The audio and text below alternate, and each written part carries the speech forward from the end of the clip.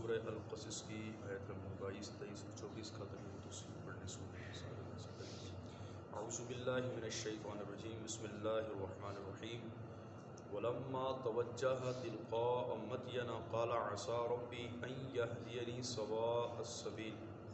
ترجمہ کنز العرفان۔ اور جب وہ مدین کی طرف متوجہ ہوئے تو کہا عنقریب میرا رب مجھے سیدھا راستہ بتائے گا۔ مدین وہ مقام ہے جہاں حضرت شعیب علیہ السلام تشریف فرما تھے۔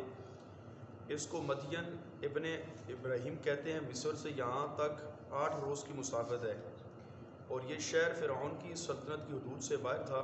حضرت موسیٰ علیہ السلام نے اس کا راستہ بھی نہ دیکھا تھا اور نہ ہی کوئی سواری اللہ کے نبی کے ساتھ تھی، نہ کوئی توشہ وغیرہ تھا۔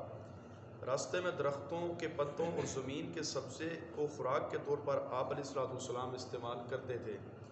جب حضرت موسیٰ علیہ السلام نے مدین کی طرف جانے کا ارادہ کیا تو یوں کہا عنقریب میرا رب مجھے مدین تک پہنچائے گا اور اللہ تبارک و تعالیٰ مجھے سیدھا راستہ ضرور بتائے گا۔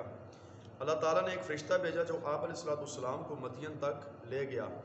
وَلَمَّا وَرَدَ مَاءَ مَدْيَنَ وَجَدَ عَلَيْهِ أُمَّةً مِّنَ النِّسَاءِ يَسْقُونَ وَوَجَدَ مِن دُونِهِمْ امْرَأَتَيْنِ تَذُودَانِ قَالَ مَا خَطْبُكُمَا قَالَتَا لَا نَسْقِي حَتَّى يُصْدِرَ الرِّعَاءُ وَأَبُونَا شَيْخٌ كَبِيرٌ فَسَقَىٰ لَهُمَا ثُمَّ تَوَلَّىٰ إِلَى الظِّلِّ فَقَالَ رَبِّ إِنِّي لِمَا أَنزَلْتَ إِلَيَّ مِن خَيْرٍ فَقِيرٌ۔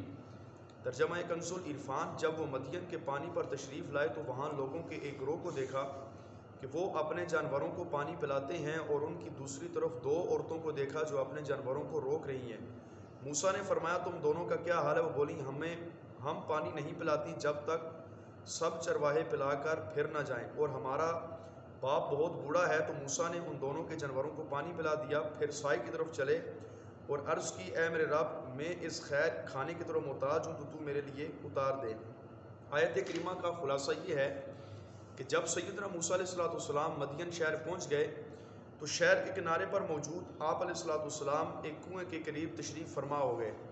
آپ علیہ السلام نے دیکھا کہ وہاں لوگ پانی لیتے ہیں اور اپنے جانوروں کو اس کنویں کے پانی سے سیراب کرتے ہیں۔ وہاں آپ علیہ السلام نے لوگوں کے ایک گروہ کو دیکھا کہ وہ اپنے جانوروں کو پانی پلا رہے ہیں اور ان لوگوں سے علیحدہ دوسری طرف 2 عورتوں کو آپ نے کھڑے دیکھا جو لوگوں کے انتظار میں ہیں کہ سب پانی پلا کر چلے جائیں پھر ہم اپنے جانوروں کو پانی پلائیں۔ حالانکہ کنویں کو مضبوط اور طاقتور لوگوں نے گھیر رکھا تھا اور ان کے ہجوم میں عورتوں سے ممکن نہ تھا کہ وہ اپنے جانوروں کو پانی پلا سکیں۔ حضرت موسیٰ علیہ السلام نے ان سے فرمایا تم دونوں اپنے جانوروں کو پانی کیوں نہیں پلاتی؟ انہوں نے کہا جب تک سب چرواہے اپنے جانوروں کو پانی پلا کر واپس نہیں چلے جاتے تب تک ہم پانی نہیں پلاتی، کیونکہ نہ ہم مردوں کے مجمع میں جا سکتی ہیں نہ پانی کھینچ سکتی ہیں۔ جب یہ لوگ اپنے جانوروں کو پانی پلا کر واپس ہو جاتے ہیں تو حوض میں جو بچا کچا پانی ہوتا ہے وہ اپنے جانوروں کو ہم پلا دیتی ہیں۔ ہمارا باپ بہت ضعیف ہے، وہ کام کاج نہیں کر سکتے، اس لیے جانوروں کو پانی پلانے کی ضرورت ہمیں پیش آتی ہے۔ حضرت موسیٰ علیہ السلام نے ان کی باتیں سنی تو آپ کو ان پر رحم آیا اور وہیں دوسرا کنواں جو اس کے قریب تھا ایک بہت بھاری پتھر اس پر رکھا ہوا تھا جس سے بہت سے آدمی مل کر بھی اس پتھر کو نہیں ہٹا سکتے تھے۔